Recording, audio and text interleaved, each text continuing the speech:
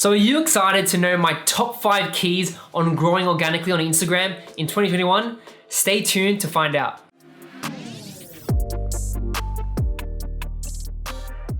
So let's talk about Instagram. A lot of people want to grow. I've seen so many people that I know have hit 100,000, some are at 70,000. It's just amazing to what they're achieving on Instagram, and you can achieve it too. Personally, I've grown my account to around 63,000 now, and I'm super excited, and I've done it only within a year, and I'm still growing now, and I'm gonna share with you my top 5 tips that you can apply right now that's actually gonna help you. No BS, just pure strategies. Number 1 is content. Your content needs to be attractive. It needs to attract people's eyes and attention because there's so many creators out there, there's so much content out there, there's so much noise that everyone gets overwhelmed, right? They're all fighting for the same attention.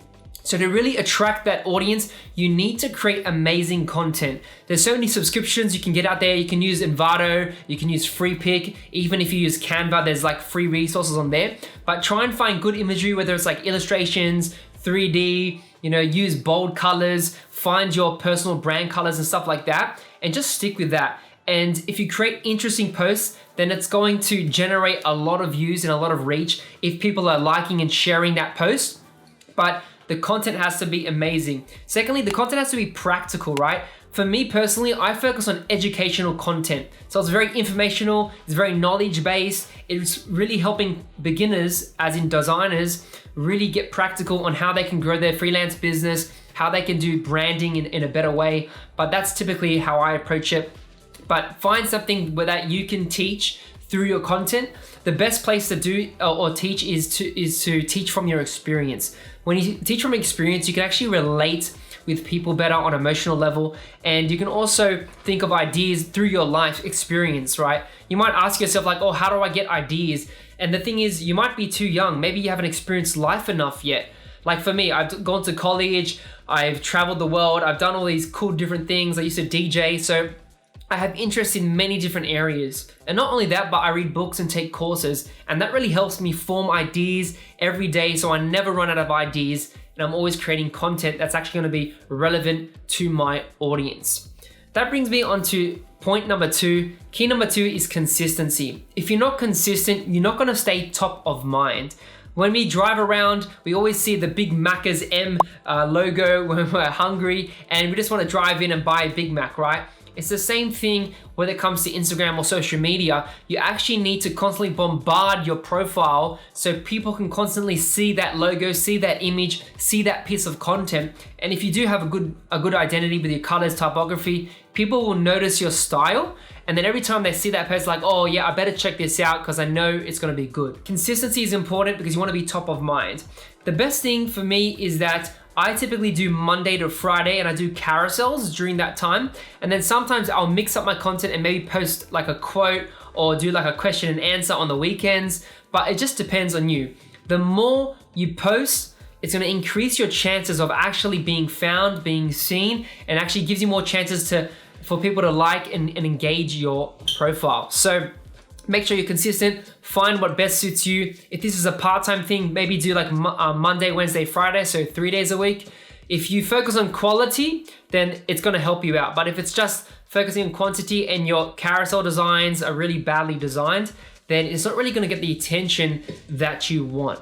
So be consistent, do a 90-day challenge, 100-day challenge, whatever is comfortable for you to stick with and be disciplined, then do that. Number 3 is all about community. You need to focus on building your tribe, building your community, and actually getting involved. A lot of people think it's just like, okay, if I just post content, people will magically come to my profile, they'll like my designs, they'll start to follow me, but it doesn't work like that. You actually have to go out there and engage with the community.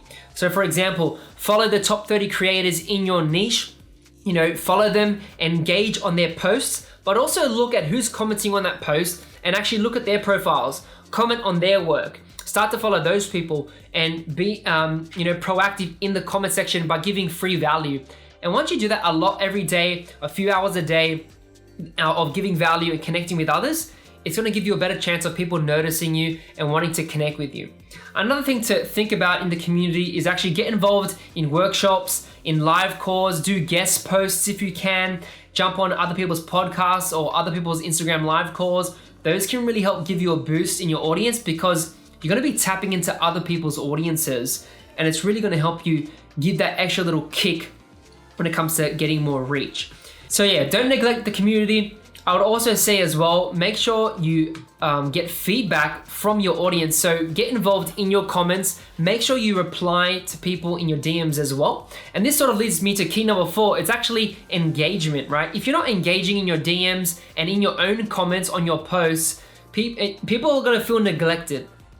They want you to feel that you're paying attention to them, that you're understanding them, that you care about them, that you want to help them grow, right?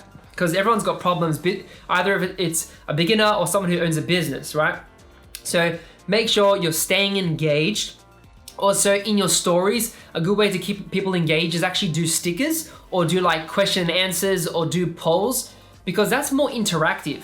And when people feel like they're interacting with you, it's like, oh yeah, they're connecting with the creator, you know, they feel like they're belonging, they're involved in that little community, right? So think of some ways on how you can increase your engagement.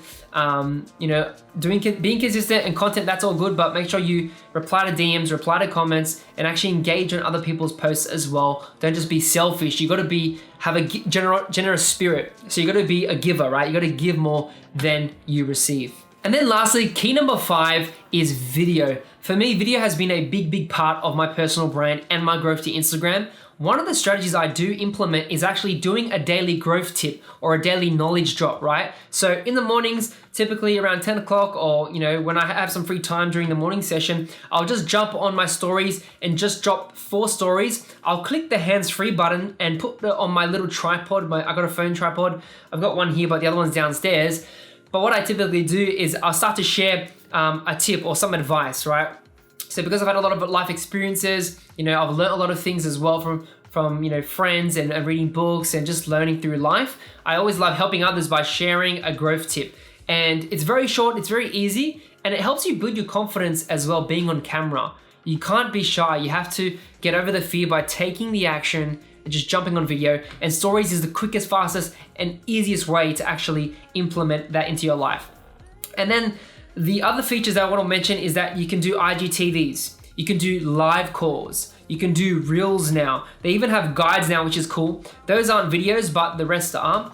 And whenever Instagram releases a new feature, for example, reels, you want to jump on it straight away, because what they want to do, they push out more reach for that feature because they want more people to use it and interact. And obviously, like, yeah, they copied TikTok, but it doesn't matter. At the end of the day, use their features, use what they have, mix it up with live calls. I love live calls because if you do a guest live call with another expert in your industry, typically what happens is you tap into their audience and you pretty much cross-pollinate.